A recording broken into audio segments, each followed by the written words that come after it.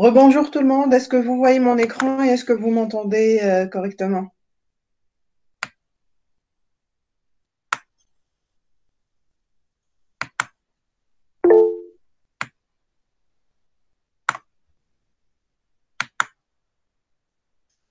Ok, très bien. La dernière fois, nous avons travaillé toujours sur le même projet Spring, qui était Spring Data GPA. Est-ce que quelqu'un pourrait déjà nous rappeler la différence entre Spring Data et Spring Data GPA? Lavlet.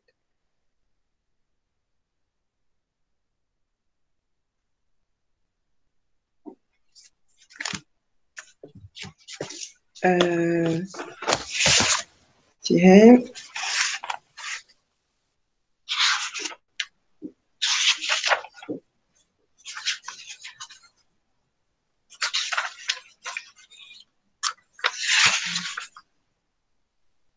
Mhm.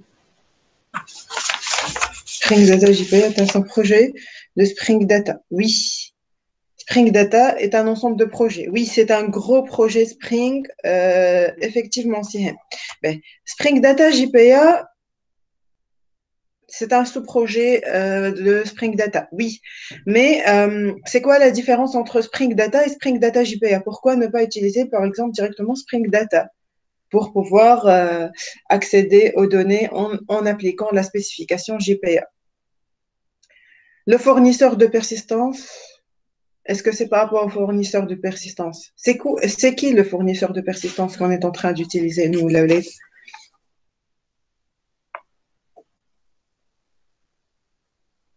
Oui, Hibernate, très bien, Sihem.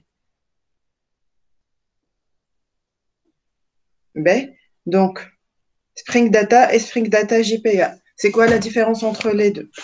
C'est par rapport à ça que je voudrais avoir vos réponses, Laolet.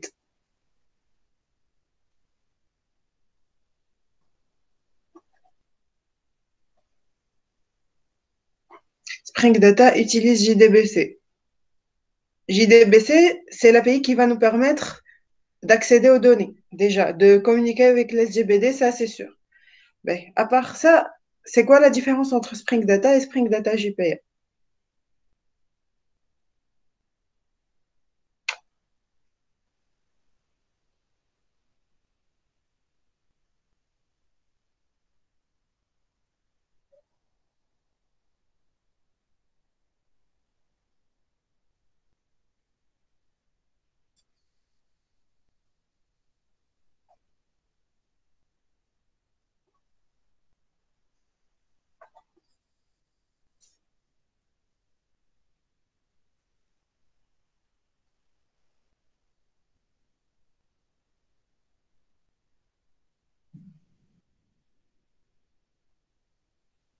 Spring Data JPA, JPA est une partie de Spring Data. C'est ce qu'on vient de dire, Youssef.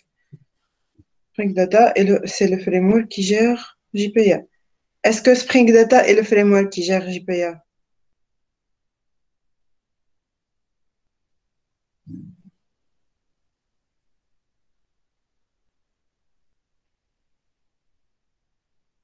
Hibernate, ça c'est le framework, ça c'est le fournisseur de persistance qui implémente ou qui respecte la spécification. Pour nous, c'est la spécification JPA pour assurer la persistance des données. Est-ce que quelqu'un d'autre il a une autre réponse? JPA est une spec, oui, ça c'est sûr. Spring Data, JPA est une spécification. Spring Data JPA permet d'utiliser JPA en l'implémentant ou en l'utilisant à travers le fournisseur de persistance Hibernate. Mais maintenant, c'est quoi la différence donc, entre Spring Data et Spring Data JPA? Les classes JPA. Est-ce qu'il y a des classes JPA, Youssef?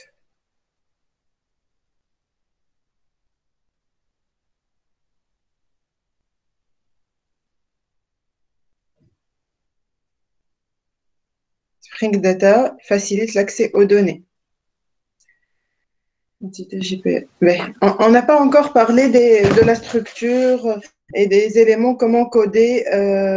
Donc, par rapport à Spring Data JPA, par rapport à notre définition, Youssef. Ben, donc, pour résumer, Spring Data ou Spring Data JPA, pour résumer ces deux notions-là, qu'on a vues durant les deux dernières séances, Spring Data est un gros projet Spring. Donc, c'est un ensemble de sous-projets qui nous permettent d'accéder aux données. Spring Data JPA est l'un de ces sous-projets-là. Donc, Spring Data JPA est un sous-projet de Spring Data qui nous permet d'accéder aux données relatives aux bases de données relationnelles en appliquant la spécification JPA. C'est ça la principale différence entre Spring Data et Spring Data JPA. Spring Data JPA, c'est le projet Spring, le sous-projet de Spring Data qui nous permet donc de communiquer avec les bases de données relationnelles en appliquant la spécification JPA. D'accord? Est-ce que ça, c'est déjà clair pour tout le monde, Levlette?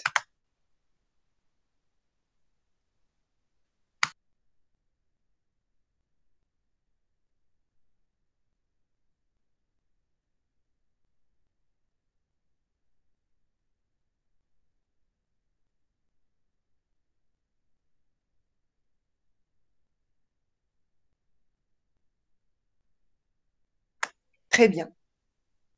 OK, très bien. B. Donc, nous avons parlé de Spring Data, nous avons parlé de Spring Data JPA. Nous, on est en train de manipuler du code Java. Donc, on est dans le monde orienté objet alors que l'on voudrait communiquer avec le monde de base de données relationnelles.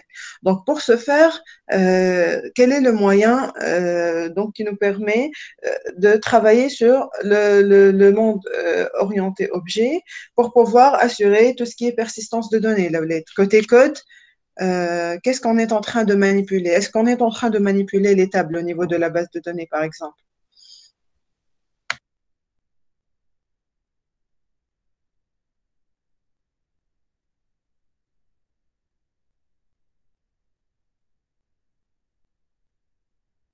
Oui, très bien, Sihem, c'est ça. Des entités JPA.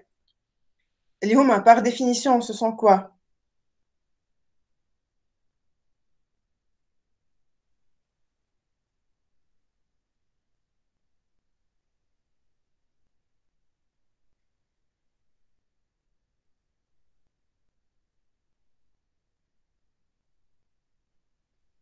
Une classe qui va pouvoir être persistée au niveau de la base de données. D'accord. B.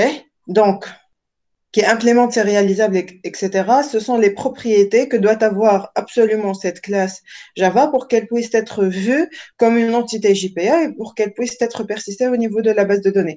Quels sont les éléments qu'on devrait obligatoirement avoir au niveau d'une classe Java pour qu'elle puisse être détectée en tant qu'une entité JPA?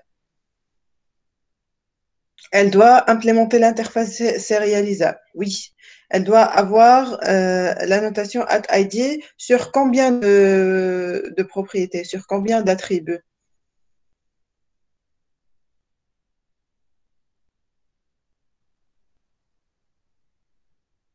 Un seul? Voilà, Youssef, très bien. Au moins un attribut. Voilà. Donc, au moins un attribut avec la notation @id, parce qu'on pourrait trouver plusieurs, comme on a vu la dernière fois.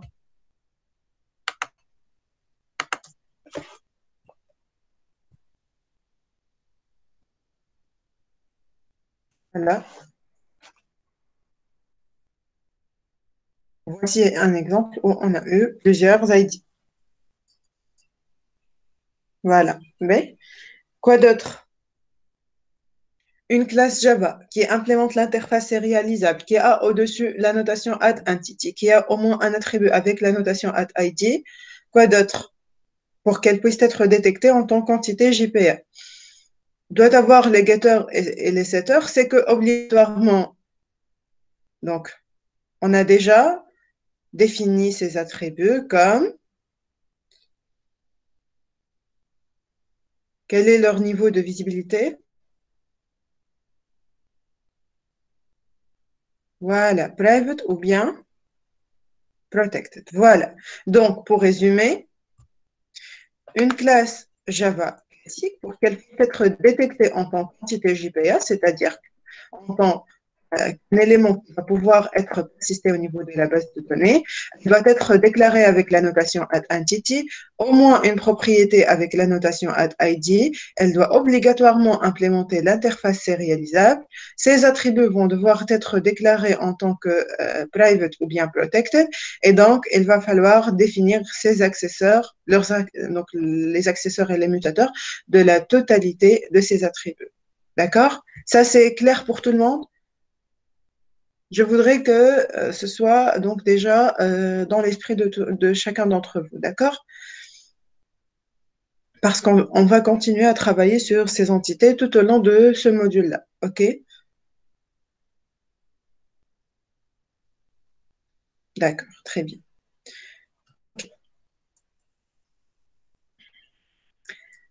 Après la définition des entités, nous avons vu plusieurs possibilités par rapport aux annotations, la déclaration des dates, comment redéfinir, voilà, renommer les noms des colonnes au niveau des tables au niveau de la base de données, comment définir un attribut en tant qu'enum, donc selon le type de l'enum que l'on voudrait avoir, soit une chaîne de caractères, soit ordinale.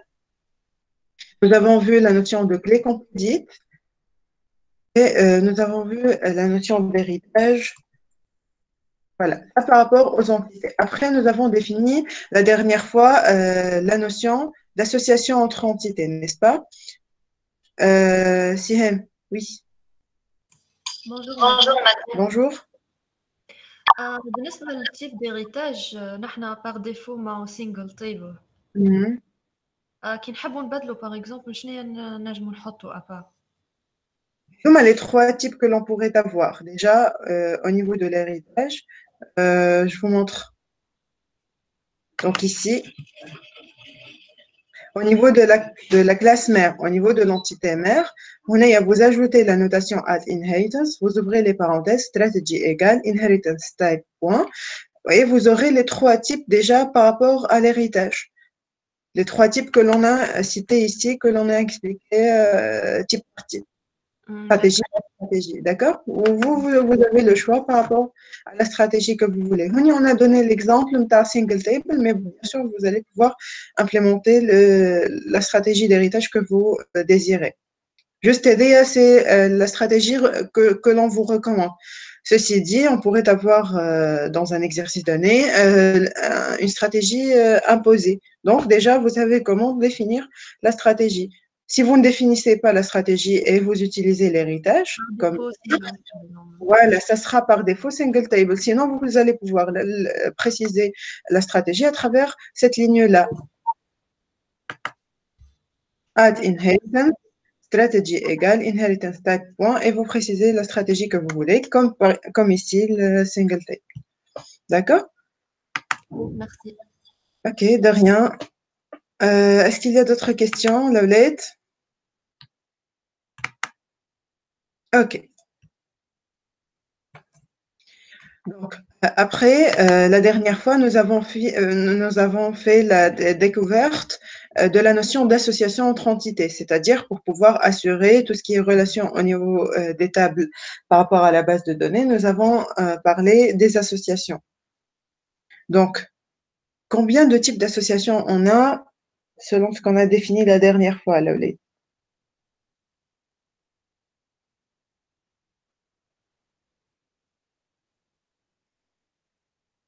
Lesquelles? Par rapport aux cardinalités, one to many, many to one,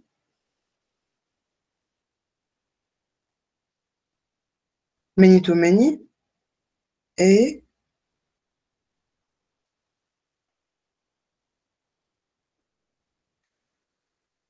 many to many, porteuse de données qu'on va définir aujourd'hui. Ben, à part ça, par rapport au sens de l'association.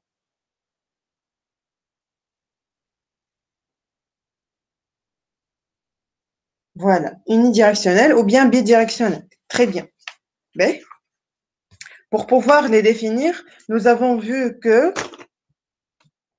donc, les associations qu'on avait, donc nous avons vu que JPA propose une vision par rapport donc à la génération des tables au niveau de la base de données, une fois les entités créées.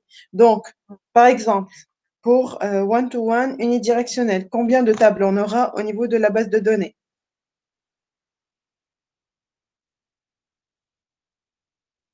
Si on a une association entre deux entités, une association one-to-one unidirectionnelle. Combien de tables vont être générées au niveau de la base de données?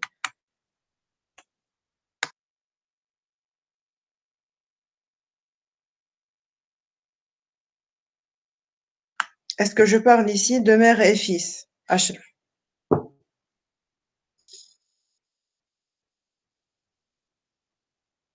Oui, c'est exact, Sihem, très bien. Donc, on parle de deux tables. Voilà. Et pour la relation one-to-one bidirectionnelle,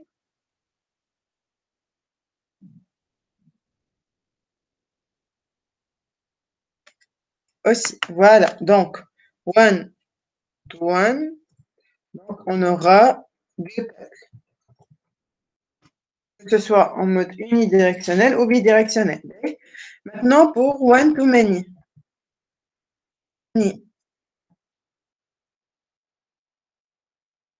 on aura combien de tables au niveau de la base de données? Voilà, 3, très bien. Et bidirectionnel, 2 tables, voilà. Euh, many to one, many.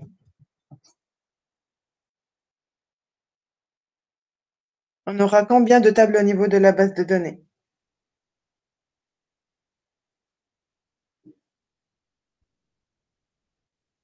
One to many unidirectionnel.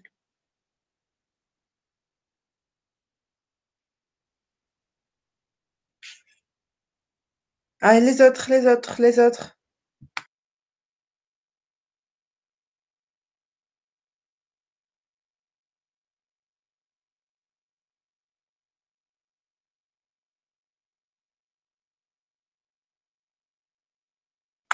Voilà, ça sera 2 tables au niveau de la base de données. Donc, pour many to one unidirectionnel, on aura 2 tables au niveau de la base de données. Et many to one bidirectionnel. Voilà, on aura 2 tables, très bien. Maintenant, pour une association many to many, uni, on aura combien de tables au niveau de la base de données? 3, voilà, très bien. Et bidirectionnel. Voilà, très bien. On aura 3 tables au niveau de la base de données. Très bien. Très, très bien. Voilà. Donc là, donc on a découvert les associations one-to-one, one-to-many, many-to-one et many-to-many, uni et bidirectionnel. D'accord? Donc, est-ce que vous avez bien eu les mêmes résultats que nous par rapport à toutes ces associations-là? D'accord. Très bien. Donc, nous sommes arrivés jusque-là. Très bien. Maintenant, nous allons découvrir deux notions déjà très importantes, qui sont la notion de fetch et la notion de cascade. Et nous allons définir les associations many-to-many porteuses de données. Déjà, pour préciser, les associations many-to-many porteuses de données, c'est rarement utilisé, mais c'est en général utilisé pour les grands projets. Donc déjà, on les définit. Chaque cas, si vous voulez croiser par rapport à vos projets, etc., déjà, vous savez comment vous allez les implémenter au niveau de votre code. D'accord? Et ce que vous allez obtenir au niveau de la base de données en appliquant toujours la spécification JPA. D'accord? Est-ce qu'il y a déjà des questions par rapport à tout ce qu'on vient de dire? Ça, c'était le rappel par rapport à ce que nous avons vu la dernière fois. Est-ce qu'il y a des parties donc, ou des questions par rapport à ça avant de passer à la nouvelle partie? Dites si ça va ou s'il y a des questions.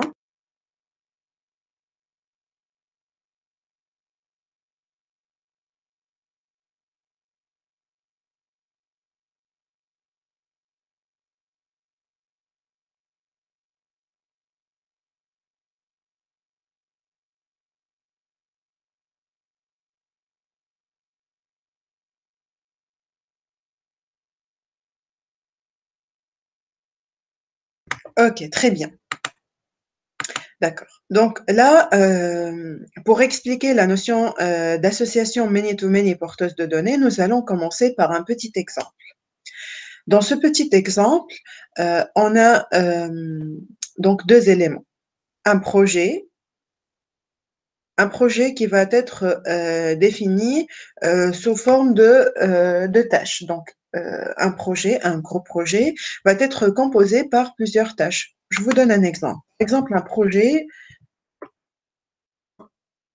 il va être composé par plusieurs éléments, plusieurs tâches. Par exemple, je vais les appeler T1 pour dire que c'est par rapport au projet numéro 1, T1.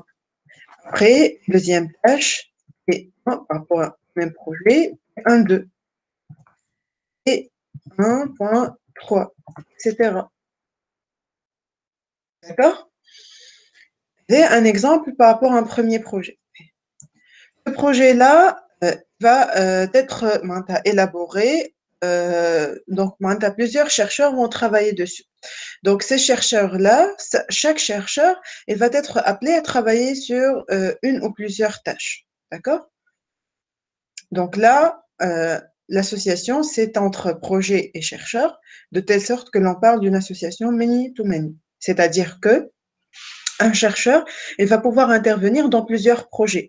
Et donc, un projet va être, va pouvoir être élaboré par plusieurs chercheurs. D'accord?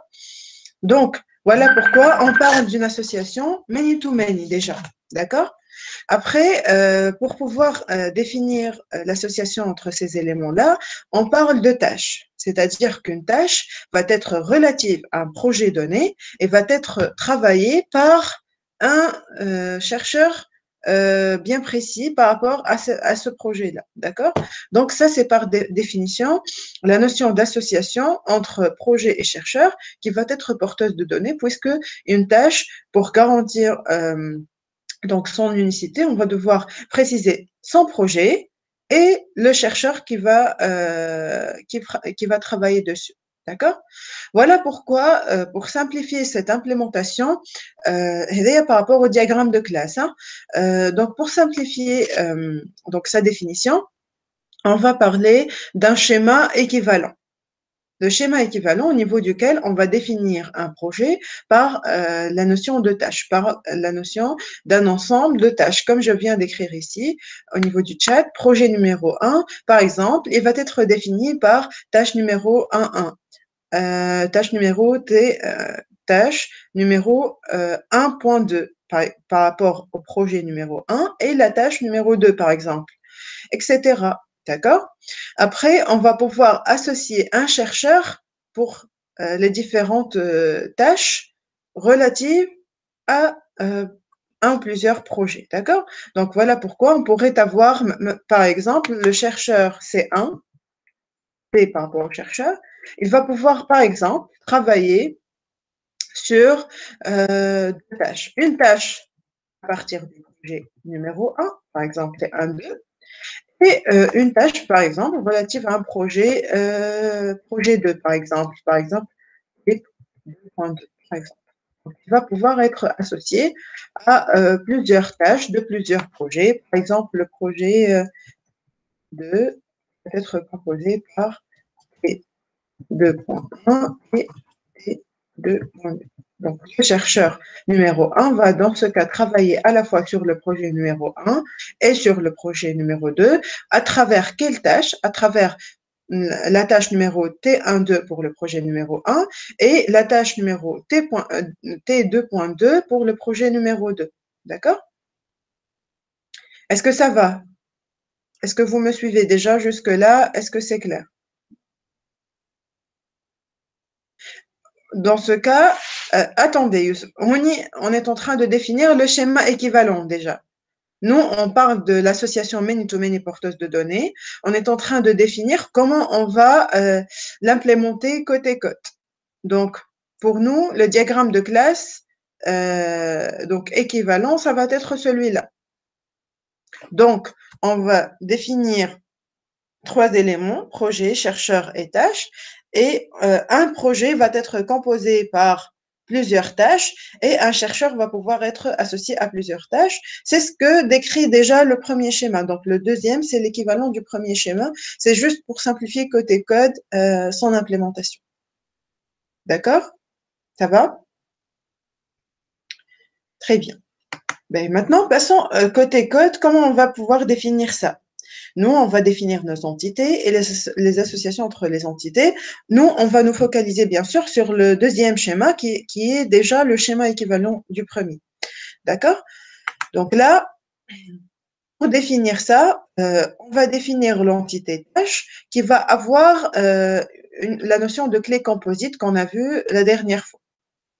Donc, vous voyez là, @embeddedID et une classe tâche PK par rapport à une primary key PK avec la notation @embeddable qui va être composée par plusieurs éléments. Pour nous, ça sera le trio ID du chercheur, ID du projet et le nom de la tâche pour pouvoir la différencier des autres tâches. D'accord? Ben, et pour définir la clé primaire. Après, pour pouvoir définir les associations qu'on a créées, ici, une association one-to-many entre projet et tâche et une association one-to-many entre chercheur et tâche, bien sûr bidirectionnelle, on va voir comment les implémenter. Regardons de plus près. On a défini le trio des 3 entités, tâche, chercheur et projet. Après, nous allons maintenant passer à la définition des différentes associations entre ces éléments-là. Pour ce faire, on a défini pour l'association, déjà, on pose la question suivante. Pour l'association projet et tâche, qui sera le bout fort de cette association-là? Qui sera le parent et qui sera le child par rapport à cette association-là? Qui sera le bout fort? Le bout fort de cette association.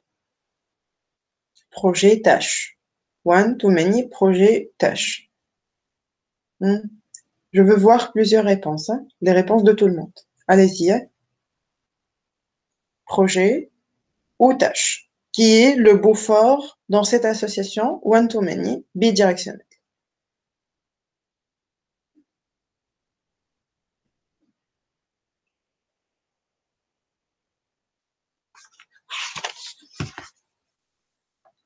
Les autres.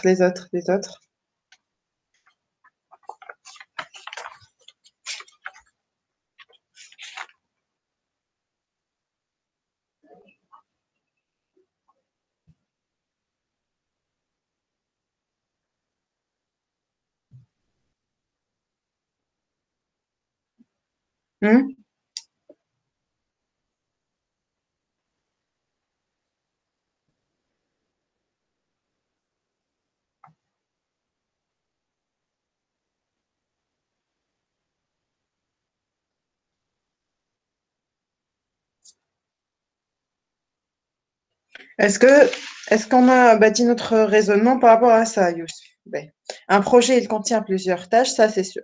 Mais pour nous, on est dans le cadre de la spécification JPA.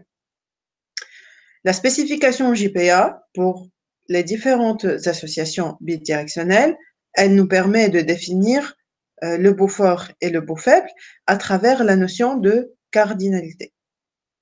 Donc, à cardinalité inégale, comme le cas ici, c'est-à-dire que nous avons d'un côté le one, d'un côté le many, nous avons des cardinalités différentes.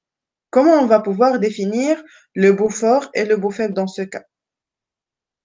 L'entité JPA qui contiendra le mapped by sera le côté faible, ça c'est sûr. Mais comment on définit le bout fort et le bout faible? À inégalité de cardinalité, comme ce cas-là, c'est forcément le cas. C'est forcément le cas. Comment? À travers déjà la cardinalité. Donc, one et many. Qui est la cardinalité la plus grande? Qui est la cardinalité la plus importante? Le one ou le many? Donc, côté many, ça sera le bout fort ou le bout faible? Les réponses de tout le monde. Allez-y, hein? Sans hésitation. Hein? Allez-y. Qu'est-ce qu'on a défini la dernière fois?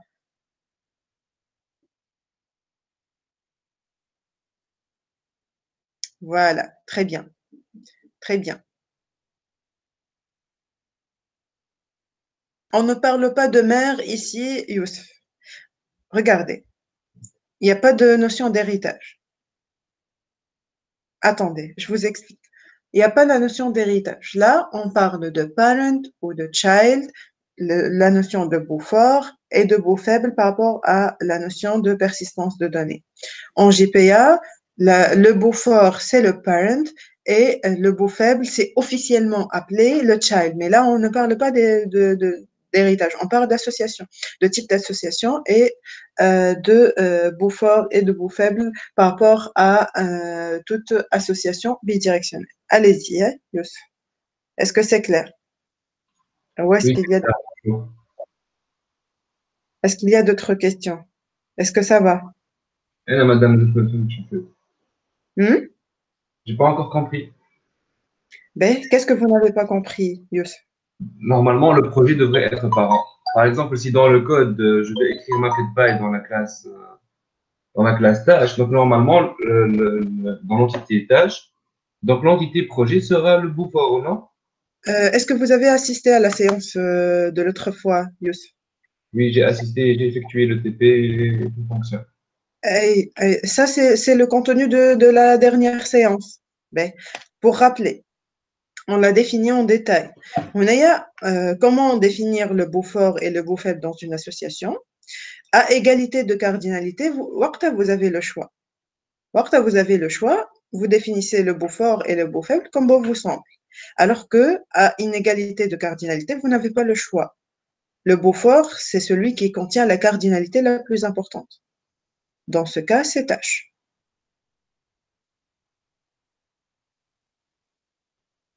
Est-ce que je t'ai répondu, Youssef? Oui, c'est bon, merci. D'accord? Donc, vous avez le choix uniquement quand vous avez une égalité de cardinalité entre les deux éléments. C'est ce que nous avons expliqué la dernière fois en détail avec le code correspondant. Déjà, vous pouvez la voir ici.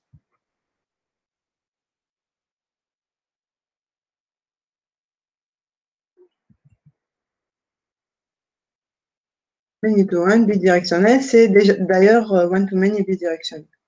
D'accord?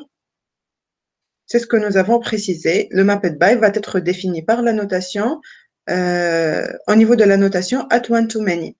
Côté bout faible, le côté du one.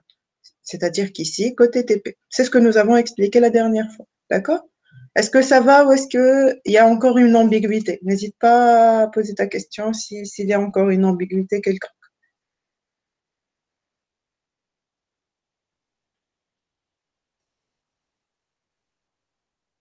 Est-ce qu'il y a d'autres questions par rapport à ça? Très bien. D'accord.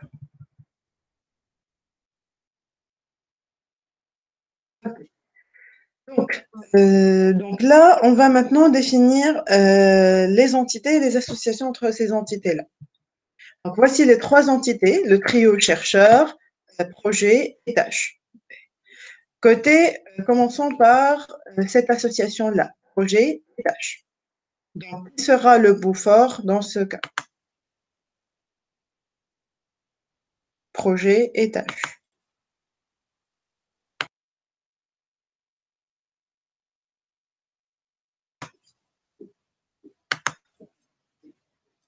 Voilà. Très bien. Très bien, Lavlette. Voilà.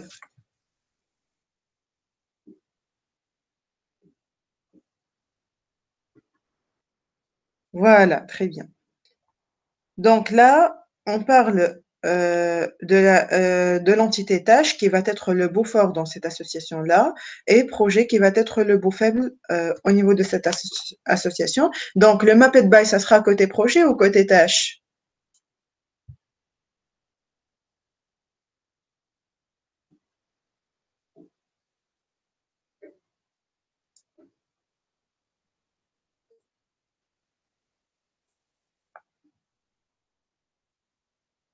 Voilà, très bien. Ça sera côté projet. Voilà. Donc là, voici l'entité projet, voici l'entité tâche. Donc, côté projet, on va définir la notation at one to many. Donc, ça sera mapped by égale le nom de l'attribut relatif à l'entité bout faible côté bout fort. Donc là, on l'a défini avec le nom projet. Donc voilà pourquoi on a écrit ici projet. Bien sûr, le P doit être minuscule parce qu'on parle du nom de la propriété, du nom de l'attribut. D'accord? Après, ici, au niveau de la tâche, on a défini par rapport au projet la notation at many to one pour pouvoir indiquer le bout fort, bien sûr. D'accord? Mais maintenant, parlons de cette notion de at join colon au niveau de laquelle on a indiqué ici, puisque on va bien sûr avoir au niveau de tâches des éléments. Donc, pour éviter toute ambiguïté, par exemple, si vous avez au niveau du projet, vous avez l'ID appelé ID. Et au niveau du chercheur, par exemple, vous avez le nom de l'ID est ID, par exemple. Pour éviter toute ambiguïté, vous pouvez changer le nom déjà, name égale ID project. Voilà, ID projet, par exemple, pour pouvoir le nommer ici au niveau de la base de données, ID projet. Après, vous allez bien sûr indiquer de quelle colonne il s'agit. Donc, reference colonne name égale ID. C'est-à-dire que l'élément appelé ID au niveau de projet, ça sera ID projet pour nous au niveau de tâche. Bien sûr, on n'a pas placé la totalité des attributs pour ne pas encombrer les slides. Mais bien sûr, on a un ID au niveau de notre entité projet. Hein. Donc, on applique bien sûr tous les principes relatifs aux entités. Après, ici, il y a des notions très, très, très importantes à préciser. Par exemple, ici, insertable est égal à false, updatable est égal à false. Ces notions-là sont très importantes à préciser. Ici, je vous explique pourquoi. Ici, on pourrait, par exemple, insérer un projet avec la liste de ses tâches, par exemple. Donc, vous devez indiquer, si vous donnez la main à votre fournisseur de persistance, d'effectuer des ajouts donc à l'extérieur de tâches. Donc, c'est-à-dire que l'on pourrait, est-ce qu'on pourrait intervenir, oui ou non, à partir d'une autre entité pour pouvoir ajouter des éléments au niveau de la table tâche. Vous pouvez autoriser oui ou non ceci à travers l'option insertable est égal à true ou bien est égal à false. Ici, on ne voudrait pas avoir ceci. Même remarque pour updatable. Pourquoi? Par exemple, si je mets une recherche par rapport à la liste des tâches au niveau de projet et je me trompe par exemple donc de tâches par exemple. Donc là, si j'avais l'option updatable activée, dans ce cas, il pourrait par exemple me modifier, toucher à des tâches qui existent déjà au niveau de notre base de données et les modifier d'une façon erronée entre guillemets. Donc voilà pourquoi ça ne va pas être intéressant dans ce cas. Voilà pourquoi c'est très important de mettre insertable est égal à false et updatable est égal à false pour faire en sorte à ce que on ne touche pas à la table tâche, sauf si j'interviens au niveau de l'entité tâche directement, c'est-à-dire pour être sûr que je voudrais réellement faire cette modif-là et il ne s'agit pas d'une erreur, par exemple, par rapport à l'écriture du nom d'une tâche ou autre, d'accord? Voilà pourquoi c'est très important de préciser ceci au niveau de aussi bien au niveau du projet qu'au niveau du chercheur par rapport à la tâche. Parce que la tâche, elle va être composée par le trio, donc son ID va être composé par le trio ID chercheur, ID projet et nom. D'accord? Et par rapport à la notion de join column.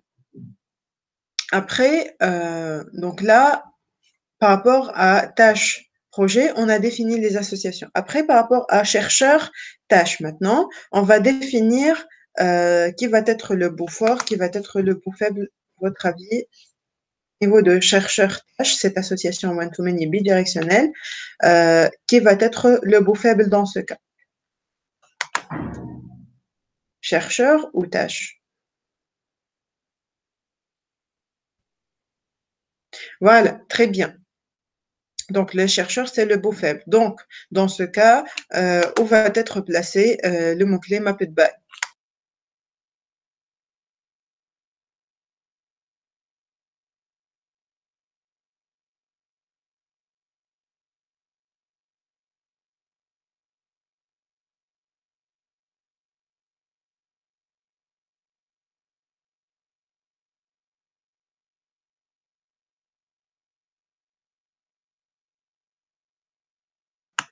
Voilà, très bien. Ça va être côté chercheur. Donc, voilà pourquoi. C'est ce qu'on va placer au niveau du code. Donc là, vous avez la notation at one-to-many mapped by égale chercheur, côté chercheur. Et ici, pareil, même chose qu'on a faite pour le projet, at many to one, et on va rajouter la notation at join column pour renommer la partie ID relative au chercheur. Donc, name égale ID chercheur, reference at column name, c'est l'ID au niveau de chercheur. Insertable est égal à false, updatable est égal à false. Ici, on a placé les annotations au-dessus des getters des attributs en question. Quelle est l'autre option qu'on aurait pu utiliser, Laouled?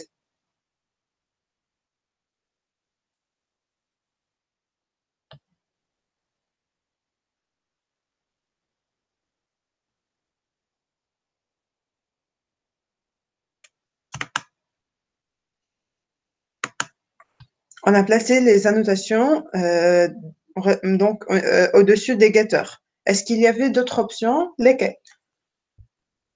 Est-ce qu'on a pu faire autrement? Au-dessus des attributs. Est-ce que j'aurais pu, par exemple, faire les annotations, mettre les annotations relatives aux chercheurs ici, au-dessus des attributs, et laisser les annotations relatives au projet au-dessus des getters?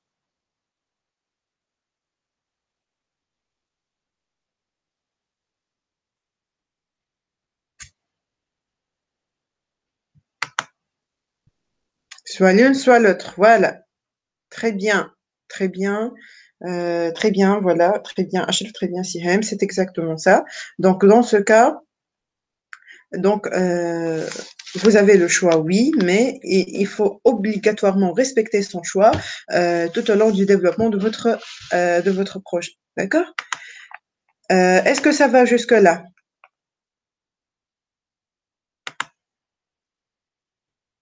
Vous me dites si ça va ou s'il y a des questions, hein. Donc là, qu'est-ce que j'aurai côté base de données? J'aurai une table appelée tâches qui va avoir comme clé primaire le trio ID chercheur, ID projet et nom. Et on pourrait bien sûr rajouter d'autres attributs, hein, durée ou autres, mais qui ne vont pas faire partie de la clé primaire. C'est juste des détails par rapport à la tâche. Donc ça, c'est la notion d'association many-to-many porteuse de données. Ça, c'est le code correspondant. Et ce qu'on va obtenir côté base de données, c'est 3 tables. La table tâche, la table chercheur et la table projet. La table tâche, la table projet et la table chercheur, ça va être donc ce qui a été déclaré. La table tâche, ça va être ce que vous voyez ici, donc ID chercheur, ID projet, non. Ça, c'est la clé primaire. Et après, les autres attributs comme durée par exemple ou autre. Donc, on ne les a pas bien sûr mis ici dans leur totalité pour ne pas encombrer le code, mais vous allez bien sûr devoir les déclarer au niveau du code pour pouvoir les trouver ici au niveau de la base de données. C'est-à-dire que l'on ne touche pas à la table elle-même, mais on modifie uniquement les entités et en exécutant notre application, en effectuant son déploiement. Donc, bien sûr, on aura au niveau de la base de données de résultats correspondant à notre code. D'accord?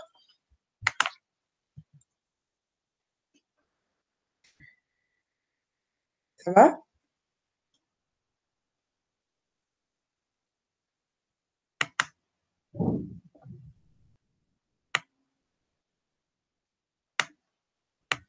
Très bien.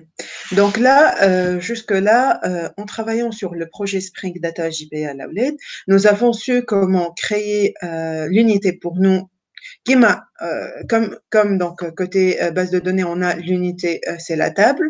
Côté code orienté objet, côté monde orienté objet, l'unité pour assurer la persistance de données, c'est l'entité JPA.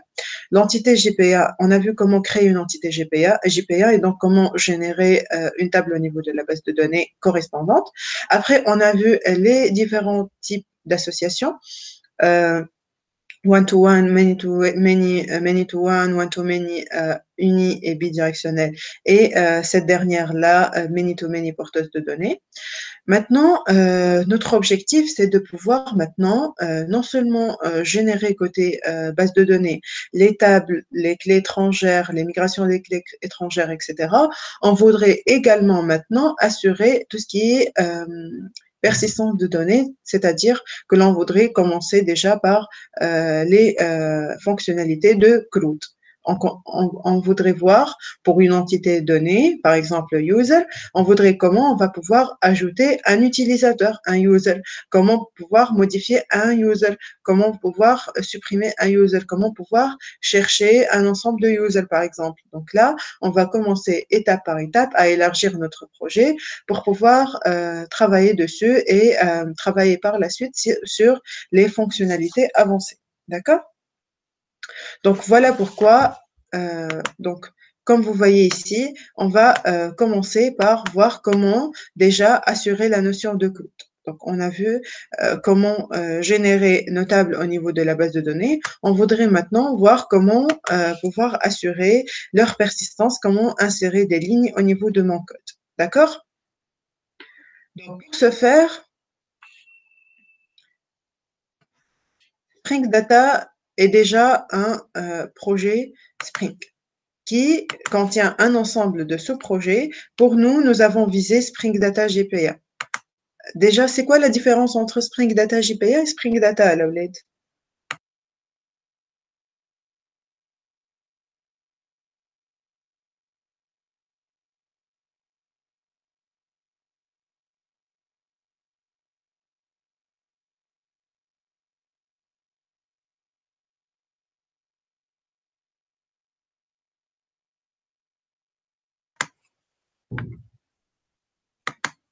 Nous l'avons défini tout à l'heure, hein. Nous l'avons rappelé tout à l'heure. Hein.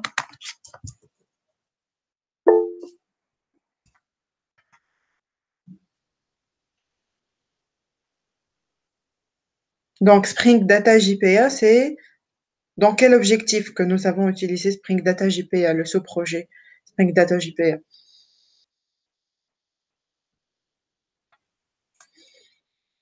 Persister les données. Oui. Quelles données? Quel type de données? Les entités, oui. Mais c'est par rapport à quoi? En le comparant à Spring Data, c'est par rapport à quoi?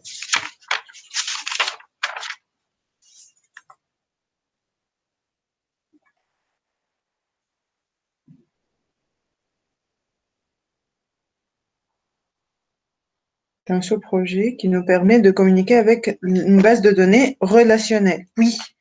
Pour communiquer avec une base de données relationnelle en appliquant quelles spécifications? C'est donc ce projet Spring Data JPA, il a initialement été créé spécialement pour pouvoir assurer la persistance des données, donc côté base de données relationnelle, en appliquant la spécification JPA. C'est ça la principale particularité de Spring Data JPA, c'est ce que nous avons évoqué tout à l'heure. D'accord? OK. Donc maintenant, donc on a parlé déjà des différentes couches sur lesquelles nous allons travailler. La partie contrôle, la partie DAO ou accès aux données ou repository et la partie service. Maintenant, pour pouvoir assurer tout ce qui est métier, côté code, donc normalement, voici ce qu'on devrait normalement faire. Donc là, Employee DAO par exemple, on va devoir définir à chaque fois comment retrouver un employé à partir de son ID par exemple. Donc ici, vous allez devoir normalement écrire le code correspondant. Après, par exemple, pour une autre entité département, pour la même fonctionnalité, Find by ID, vous allez devoir réécrire ce code-là. Pour une autre méthode, par exemple, Find All, vous allez devoir la définir aussi bien pour employés que pour département et pour toutes les autres entités également. Ça, c'était avant l'utilisation de ce qu'on appelle Spring Data JPA, notre projet Spring. D'accord? Donc, il y avait un code répétitif pour pouvoir accéder aux données, pour pouvoir y apporter les modifications nécessaires, faire appel aux fonctionnalités que l'on désire, etc. Après, avec l'utilisation de Spring Data JPA, on n'a plus à réécrire à chaque fois ce code-là. Comment on pourrait donc faire pour pouvoir assurer ces fonctionnalités-là sans avoir à les réécrire pour chaque entité que l'on voudrait manipuler? Donc, avec Spring Data JPA, il vous suffit de définir une interface qui va vous permettre de manipuler une entité donnée en étendant une interface déjà existante qu'elle propose, appelée CRUD Repository, au niveau de laquelle on précise le nom de l'entité, virgule, l'ID correspondant, la nature de l'ID correspondant, et de déclarer les méthodes pour pouvoir manipuler cette entité-là.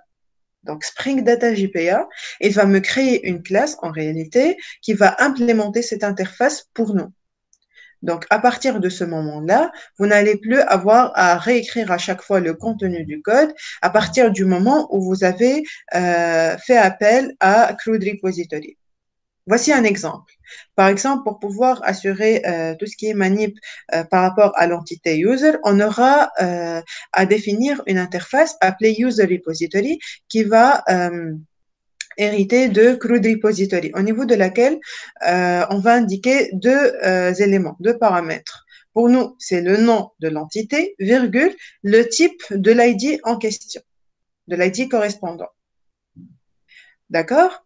L'interface, donc User Repository, elle va étendre CRUD Repository et on va y indiquer bien sûr le nom de l'entité plus la nature de l'ID en question et elle va donc contenir les méthodes pour permettre de manipuler quelle entité dans ce cas, puisqu'il s'agit de User Repository, donc on est en train de parler de l'entité User. Si vous allez faire donc ces mêmes manipulations pour une autre entité, il suffit de générer également l'interface correspondante extant CRUD repository et vous indiquez le nom de l'entité et le type de l'ID correspondant. Donc, Spring Data JPA, elle va automatiquement créer une classe qui, elle implémente cette interface-là dès que vous exécutez l'application. D'accord? Donc, Spring Data JPA, elle propose bien sûr plusieurs méthodes. Donc, parmi les plus utilisées, par exemple, greater than, hein, ça c'est le mot-clé. Donc, comment on va la définir? Par exemple, find by age greater than, donc on va chercher par âge, greater than, donc supérieur à, et ici l'entier âge, c'est l'équivalent d'une requête. Donc ça, c'est l'équivalent d'une requête. Donc il y a déjà des méthodes prédéfinies. Donc il suffit juste de les nommer pour pouvoir les utiliser. Donc et c'est l'équivalent de ce code-là. Le code que vous voyez ici, il ressemble à une syntaxe que vous connaissez normalement, n'est-ce pas? Laquelle? Est-ce que ça vous rappelle quelque chose? Select. Ça vous rappelle SQL? Oui, sauf que ce n'est pas écrit en un SQL en réalité, puisque SQL est un langage qui nous permet de manipuler quoi côté base de données? C'est quoi l'unité pour nous? Les tables. Alors que nous, côté persistance de données dans le monde orienté objet, on manipule quoi? Les entités. Voilà. Ça, c'est la principale différence entre SQL que vous connaissez et JPQL. La syntaxe de JPQL que l'on va manipuler désormais, qui, à la différence d'SQL, qui manipule normalement les tables, JPQL, lui, il manipule les entités JPA. Donc ça, c'est la principale différence. Oui, ça, c'est la principale différence entre JPQL et SQL. Donc JPQL est en réalité une variante d'SQL, sauf que là, au lieu de manipuler les tables, on est en train de manipuler des entités. D'accord? Voilà, donc il y a plusieurs variantes de SQL. Donc pour nous, on va utiliser JPQL pour pouvoir manipuler ce qu'on appelle les entités JPA côté code. D'accord? Bien sûr, on va pouvoir aussi définir ou personnaliser nos requêtes JPQL. On va le voir avec plus de détails par la suite. D'accord? Déjà, pour vous expliquer ici cette requête-là, select U from user U, where U.age, donc l'attribut âge, est supérieur à, ici, ce que vous voyez de point âge, c'est une sorte de paramètre. C'est un paramètre relatif à ce que vous avez nommé âge avant d'écrire cette ligne de code. D'accord? Donc, c'est le paramètre. C'est comme si vous avez mis un X ici, et X, ça va être remplacé par ce que vous avez appelé âge dans votre code antérieur à cette ligne-là. D'accord? Donc, c'est pratiquement le même principe par rapport à SQL. Donc, c'est pratiquement la même syntaxe. On va voir par la suite les petites différences. La principale différence, c'est le fait de manipuler des entités JPA au lieu de manipuler des tables au niveau de la base de données. D'accord? Est-ce que ça va jusque-là, Lavlade?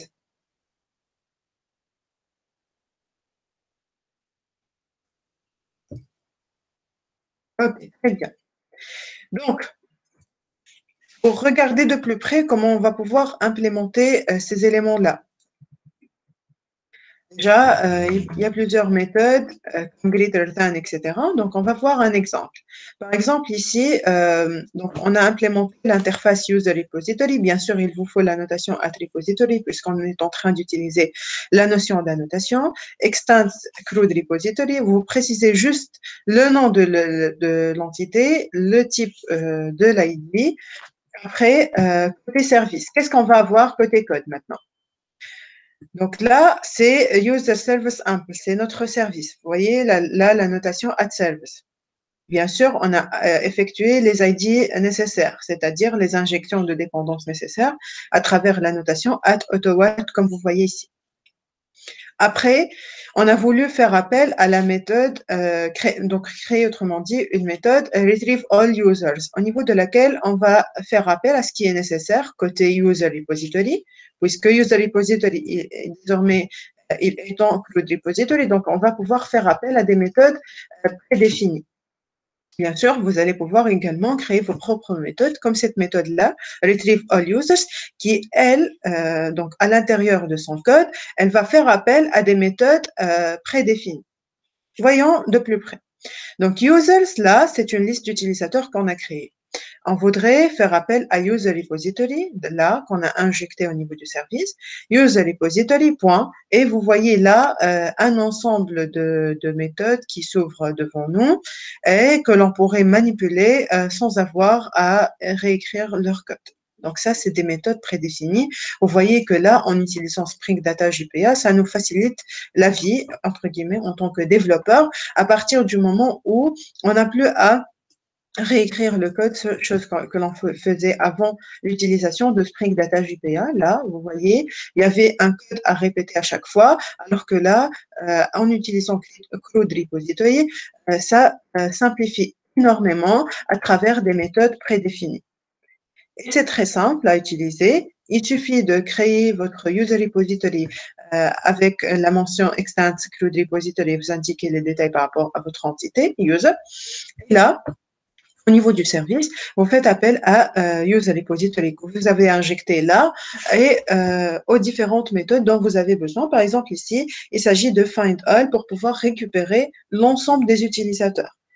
Donc là, on voudrait récupérer l'ensemble des utilisateurs qu'on a côté base de données à travers le user repository qui joue le rôle d'intermédiaire, donc qui va faire appel à partir de Spring Data JPA au fournisseur de persistance, Hibernate, qui lui, bien sûr, il va utiliser JDBC pour pouvoir accéder à la base de données et pouvoir récupérer la liste de mes utilisateurs côté table, côté base de données. D'accord ?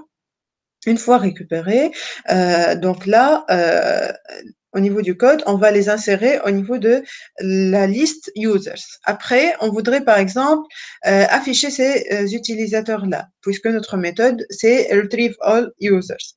Donc, on va parcourir users, la liste, donc for user appelé user, donc deux points, il s'agit de la liste users. On va faire quoi? On a déjà déclaré, sachant qu'on a déjà déclaré notre logger. Hein.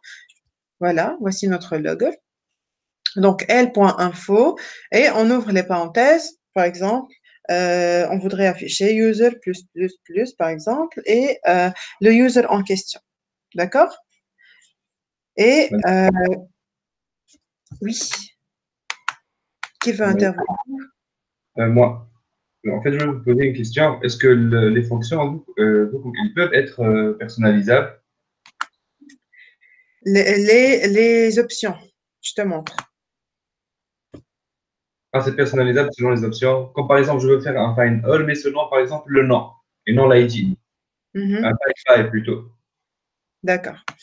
En fait, Youssef, là, donc, il suffit de préciser, vous pouvez utiliser les méthodes prédéfinies hein, pour pouvoir assurer des fonctionnalités avancées. C'est-à-dire que par la suite, vous allez pouvoir apporter les modifs que vous voulez. Je vous montre par exemple ici. Donc là, par exemple, c'était par rapport à Retrieve All Users que l'on voit ici, le code ici. Donc là, en faisant appel à User Repository, là, on l'a défini ici, hein, User Repository. Là, vous n'avez peut-être compris ma question. Je vais t'expliquer. J'ai saisi ta question. Normalement, c'est je voudrais personnaliser, c'est ça. C'est ça, Oui. user. Donc, je voudrais non pas faire appel à ces méthodes prédéfinies, mais personnaliser. Par exemple, au lieu de faire un find all, je voudrais faire un find à partir d'un ID ou à partir d'une autre propriété, par exemple. C'est ça? Oui, à partir d'une autre propriété, par exemple. Oui. Donc là, en fait, Crude Repository, il vous propose l'ensemble des méthodes que vous allez pouvoir a priori utiliser. C'est-à-dire que c'est les méthodes qui sont fréquemment utilisées. D'accord? Après, si vous voulez personnaliser, vous allez pouvoir les utiliser, c'est-à-dire utiliser par exemple les méthodes déjà existantes, déjà prédéfinies, au service des méthodes personnalisées. C'est-à-dire que là, je pourrais par exemple faire appel à la méthode, par exemple, find all by first name, par exemple, pour pouvoir afficher un élément ou bien pour pouvoir modifier cet élément-là. Par exemple, je le cherche grâce à cette méthode prédéfinie et après, je le modifie, par exemple. Comme ça, j'ai ma méthode personnalisée tout en simplifiant son code grâce aux méthodes prédéfinies. C'est-à-dire que les méthodes prédéfinies, elles ne vont bien sûr pas pouvoir vous donner tout, mais elles vous donnent les méthodes les plus utilisées et à partir desquelles vous allez pouvoir donc personnaliser ce que vous voulez. Comme ici, par exemple, j'ai fait appel donc là à la méthode, par exemple, find all, pour pouvoir récupérer la totalité de mes éléments. Après, je pourrais, comme vous voyez ici, donc les afficher comme bon nous semble pour personnaliser donc tout ce qui est affichage, par exemple. J'aurais très bien pu apporter des modifications à ces éléments-là, par exemple, après les avoir récupérés grâce à Find All prédéfini par CRUD Repository, par exemple. C'est-à-dire que tu as là, en cliquant sur User Repository, vous allez avoir la liste de tes méthodes prédéfinies. Après, si tu as besoin d'autre chose, tu vas pouvoir soit faire appel à ces méthodes-là pour simplifier, plus rajouter du code pour modifier, voilà, pour rajouter autre chose, soit ne pas faire appel à ces méthodes-là et créer dans ce cas votre code personnalisé pour une méthode appelée Retrieve All Users, par exemple. D'accord? Est-ce que ça va ou est-ce que c'était ça ta question que je t'ai répondu? Oui, normalement, merci. Ok, très bien. Est-ce qu'il y a d'autres questions, Lavlette? Le casque, madame.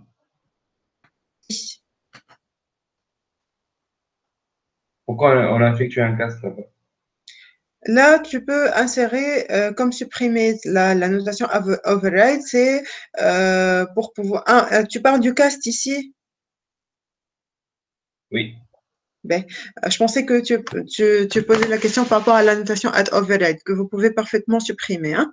Ben, par rapport au cast, là, il s'agit de la liste d'utilisateurs, users. Donc là, donc pour pouvoir s'assurer que l'on va récupérer le format que l'on voudrait avoir côté liste d'utilisateurs. Donc, voilà pourquoi on précise l'élément que je vais récupérer. Ça va être une liste d'utilisateurs.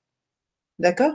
C'est pour s'assurer que je vais recevoir le résultat de la méthode prédéfinie selon le format exigé. Madame, quel est le type de retour de la fonction Fine. find?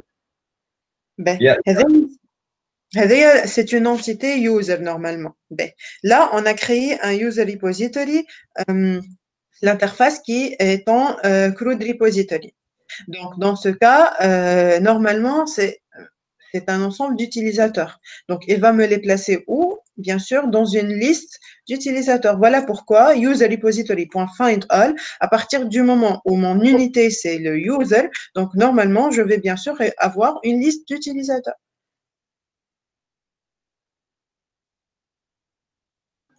D'accord. Est-ce que ça va? Est-ce qu'il y a d'autres questions? Youssef et les autres, est-ce qu'il y a d'autres questions? Est-ce que ça va ou est-ce qu'il y a d'autres questions? Vous me dites si ça va ou s'il y a des questions, Lavley.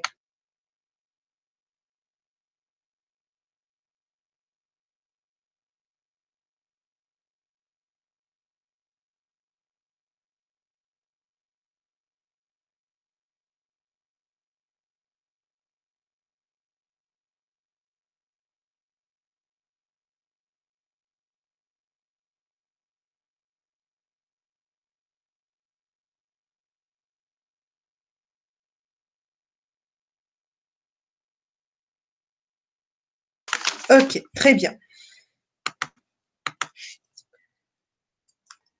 Donc là, maintenant, nous allons donc dans ce TP-là manipuler des données au niveau de la base de données en utilisant Spring Data JPA. Pour faciliter l'implémentation, on va bien sûr faire appel à ce que nous avons appris jusque-là, l'utilisation des tests unitaires, la journalisation, Spring Boot, Spring Data JPA, ça c'est sûr, puisqu'il s'agit de la persistance des données, et bien sûr, toujours dans le contexte de Spring Core. Voilà pourquoi on va créer ce qu'on a déjà utilisé ou chose qu'on a déjà faite, c'est Spring Boot, un projet déjà, on l'a déjà créé. Ben, après, c'est les mêmes slides par rapport à la création d'un projet. Après, au niveau de notre fichier de configuration, il s'appelait comment, la Lavled? C'était comment le fichier de configuration relatif à Spring Boot? Puisque là, on a centralisé toutes les configs. On n'a plus à créer un fichier pour la persistance, un fichier pour tout ce qui est journalisation. On a un seul fichier appelé, voilà, application.properties. Voilà, très bien. Voilà, au niveau duquel on va préciser, par exemple, on va laisser la trace de journalisation dans un fichier, hein, et également côté console, par exemple, au niveau de laquelle on a, voilà, par exemple, on a choisi ces affichages-là. Donc, tout ce qui est relatif à la mise en forme, on peut très bien le préciser ici, comme vous voyez là. Hein. Après, on l'a déjà fait ça, hein, on l'a déjà fait, la création d'une entité user, on l'a déjà fait. Maintenant, on va créer un package tn.spring.string.repository, comme vous voyez ici. Voilà, tn.spring.spring.repository, au niveau duquel on va créer user repository, ça c'est notre interface, qui va contenir quoi? Donc, bien sûr, extend CRUD repository et on va indiquer ici le nom de l'entité et le type de l'ID. Après, on va définir bien sûr la couche service, tn.spring.spring.service, le package par exemple. On va créer la classe de service et l'interface correspondante. On va bien sûr injecter dans la couche service l'interface de la couche repository. Hein, on l'a déjà fait à travers quelle annotation on l'a fait?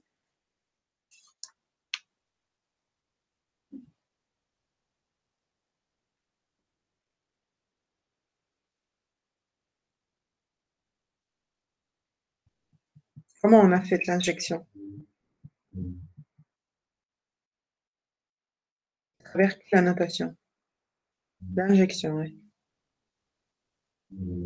Voilà, très bien. Add AutoWild.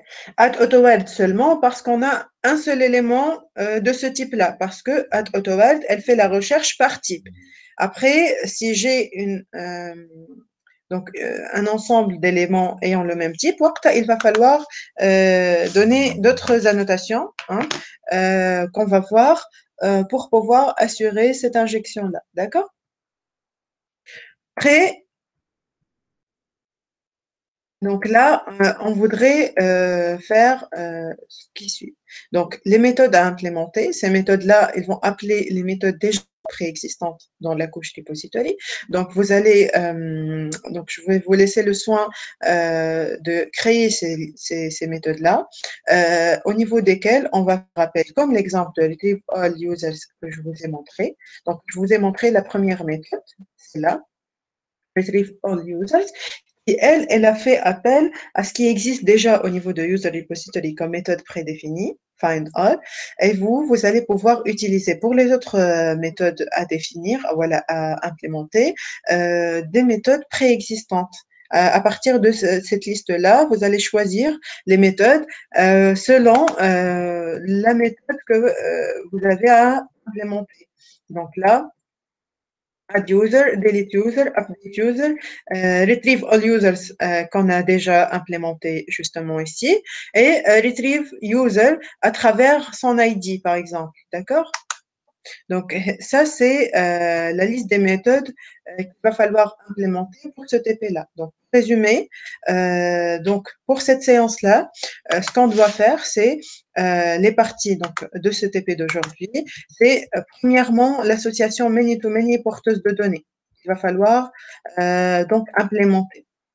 Premièrement, on a déjà donc défini l'entité user, notre projet il existe déjà avec les différents détails par rapport aux associations. Maintenant, on a défini aujourd'hui l'association many-to-many porteuse de données. Après, il va également falloir assurer l'implémentation de ces méthodes-là au niveau de votre code pour pouvoir justement manipuler cette entité-là. D'accord? Après, on voudrait également s'assurer du bon fonctionnement de ces méthodes-là. Pour ce faire, on va faire appel à ce que nous avons déjà vu par rapport au test unitaire. Donc, pour pouvoir tester, est-ce qu'on a bien ajouté notre utilisateur, est-ce qu'on a bien supprimé notre utilisateur, etc. Donc, l'objectif, c'est de pouvoir assurer cette partie-là. Donc, grâce au test unitaire au niveau de la partie test correspondante. Là.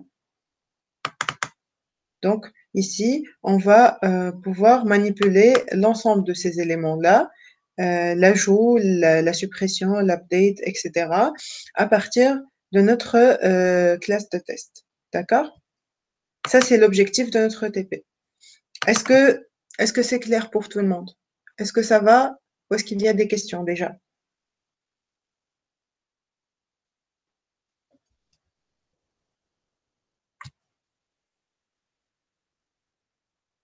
OK.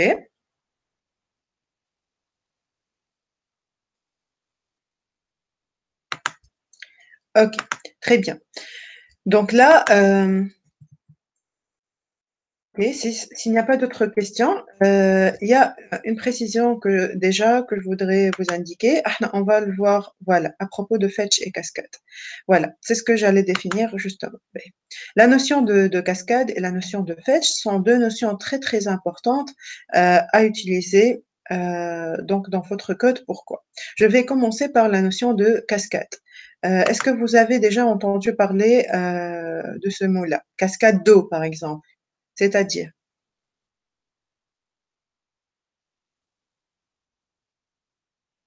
cascade d'eau, c'est plusieurs sources d'eau qui descendent à partir d'une montagne, par exemple. D'accord? Donc là, la notion de cascade est très importante. Pourquoi? Je vous donne un exemple. Par exemple, vous avez deux entités, entreprise et département. Dans une entreprise, on aura bien sûr plusieurs départements. Voilà. Si j'ai besoin de supprimer cette entreprise-là et je voudrais par conséquent supprimer la totalité des départements qui lui sont associés à travers cette association, entreprise, département. Cette association-là, c'est une association one to many, bidirectionnelle. Donc voilà pourquoi on voudrait pouvoir, à partir d'une entreprise, quand je supprime une entreprise, automatiquement j'aurai la suppression de sa liste de départements. Pour ce faire, il va falloir préciser ça à travers l'option de cascade. Donc, il y a plusieurs types de cascades.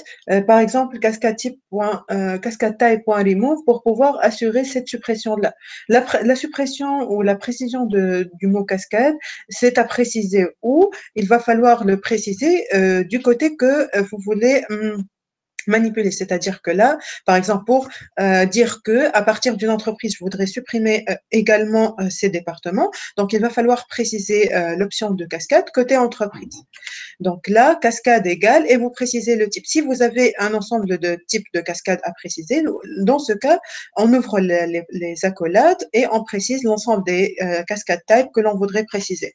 Quels sont les types de cascades que l'on a?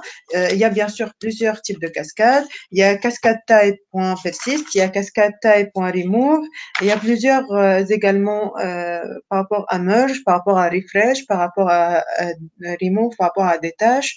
Et il y a également l'option cascade type.all pour pouvoir activer l'option de cascade pour tout. D'accord?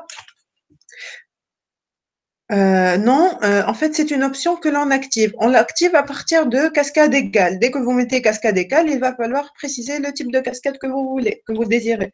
Donc là, on vous déconseille bien sûr le cascade type.all, puisque ça peut poser énormément de problèmes, puisque ça englobe la partie remove qui est bien sûr à manipuler avec vigilance. C'est-à-dire que je vous conseille de ne mettre que ce dont vous avez besoin. Donc, par exemple, ici, ne mettre la partie remove que si vous en avez vraiment besoin. Sinon, il va vous supprimer automatiquement la totalité de vos départements alors que vous ne vouliez pas, par exemple. D'accord? Ça va, Ashraf?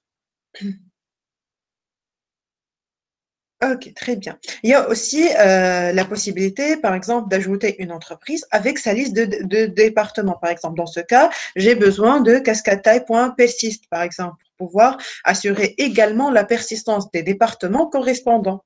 D'accord? Donc là, ce que je vous conseille fortement, c'est de n'activer l'option de cascade que si vous en avez réellement besoin et uniquement pour l'option de cascade que vous désirez. Est-ce que c'est clair pour tout le monde? Est-ce que ça va déjà la notion de cascade? Bien sûr, on va travailler avec déjà au niveau de notre code, on va l'implémenter déjà comme ici. Donc là, on va la manipuler en détail grâce à notre TP qu'on va voir, TP Timesheet. Est-ce que ça va déjà jusque-là, le principe de cascade?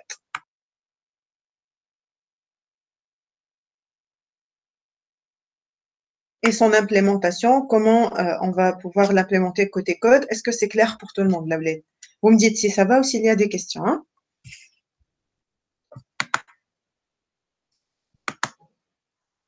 Ok, très bien. Maintenant, il y a aussi l'option de fetch.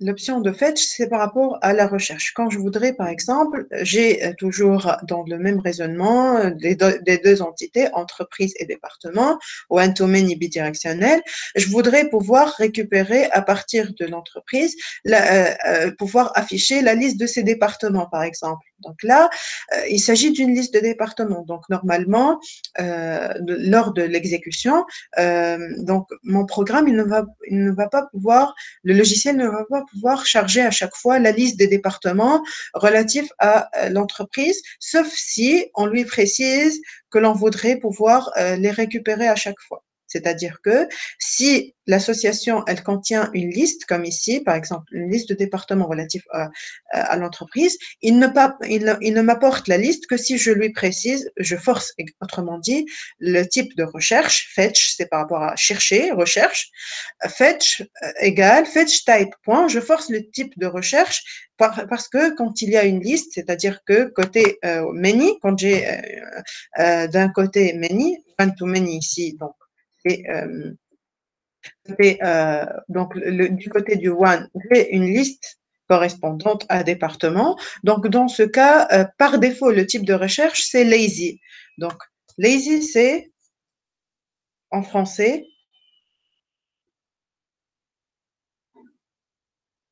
c'est-à-dire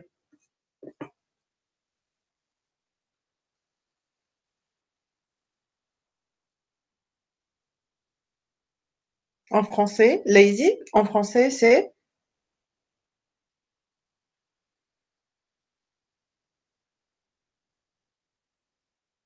aucune réponse? Voilà, paresse, très bien.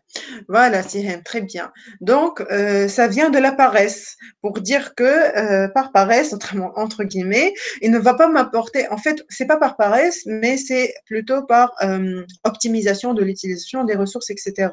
Donc, c'est par défaut le mode lazy qui est activé quand on a d'un côté many. Voilà pourquoi on va forcer le type de recherche fetch égale fetch type point eager.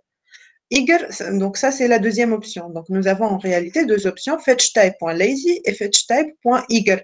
Quand par défaut on a lazy et quand on sait qu'on a besoin de la liste de départements, comme ici, donc on doit obligatoirement forcer le type de recherche fetch égale fetchType.eager. C'est à préciser au niveau de l'association en question, comme ici. D'accord? Si on a plusieurs options à préciser, mapped by, cascade et fetch, etc., il suffit d'ouvrir les parenthèses au niveau de l'association en question, mettre mapped by égale, par exemple, virgule, cascade égale, et hop, vous indiquez la liste, voilà, l'ensemble des cascades type que vous voulez, virgule, vous pouvez préciser fetch égale et vous précisez ici le type de recherche, le mode de recherche que vous désirez. D'accord? Est-ce que ça va, Lavley?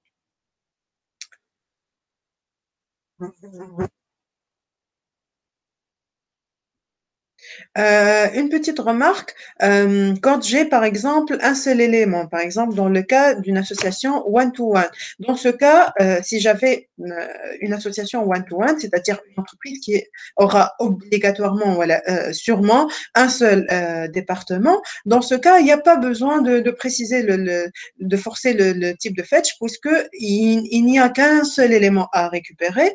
Donc, la spécification JPA permet de le récupérer automatiquement sans avoir à activer le fetch type, sans avoir à le forcer à eager. Il est déjà à eager quand il s'agit d'un seul élément à récupérer. À partir du moment où vous avez une liste, donc, dans ce cas, le fetch type, ça sera par défaut lazy. Et dans ce cas, si vous savez que vous avez besoin de cette liste-là, il va falloir le forcer à eager. D'accord?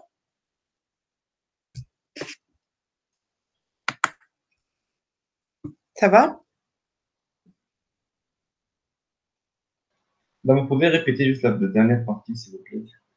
La dernière partie. En fait, Oui, l'option par rapport au fetch, hein, c'est ça, Youssef? oui, juste la différence entre lazy et Ben, très bien. En fait, on a bien sûr plusieurs cardinalités par rapport aux associations entre les entités. On peut avoir une association one-to-one, one-to-many, many-to-one, etc. Quand on a une association donc qui est du côté du one, donc c'est-à-dire que je ne vais pas avoir une liste comme ce cas-là, mais plutôt un seul élément. Par exemple, si j'avais une association one-to-one entre entreprises et départements, donc pour une entreprise, combien de départements je vais avoir si c'est une association one-to-one? Voilà, un seul. Donc, dans ce cas, il n'y a pas besoin de forcer le type de fetch, puisque le fetch type, par défaut, quand il s'agit d'une association qui contient le one, donc ça sera par défaut la partie eagle. Donc, il va automatiquement m'apporter un seul, puisqu'il s'agit d'un seul élément. Il n'y a pas d'utilisation, de gaspillage de ressources, etc. Il va automatiquement apporter l'élément en question. Donc, le fetch type est déjà activé à eagle. C'est seulement quand j'ai une liste qu'il va falloir préciser, voilà, forcer le type à eagle comme ce cas-là pour pouvoir récupérer l'ensemble de mes éléments. Voilà, c'est ça. Pas besoin de forcer le type de fetch puisque le fetch type par défaut est eagle dans ce cas. D'accord? Ça va? Lazy? Oui. Lazy, quand j'ai le mode activé à lazy, comme ce cas-là, puisque nous avons une liste de départements pour chaque entreprise, c'est le fetch type est déjà par défaut à lazy. Donc, voilà pourquoi, quand j'ai besoin de récupérer cette liste-là, il va falloir forcer le type à eagle au lieu de lazy, parce que il est ici par défaut lazy. D'accord? Ça va? Est-ce qu'il y a d'autres questions, Lavley? N'hésitez pas à poser vos questions. Est-ce qu'il y a d'autres questions? Est-ce que le TP d'aujourd'hui, c'est clair?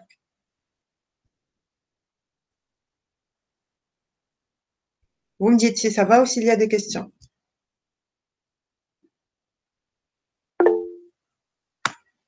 Sihem, d'accord. Les autres?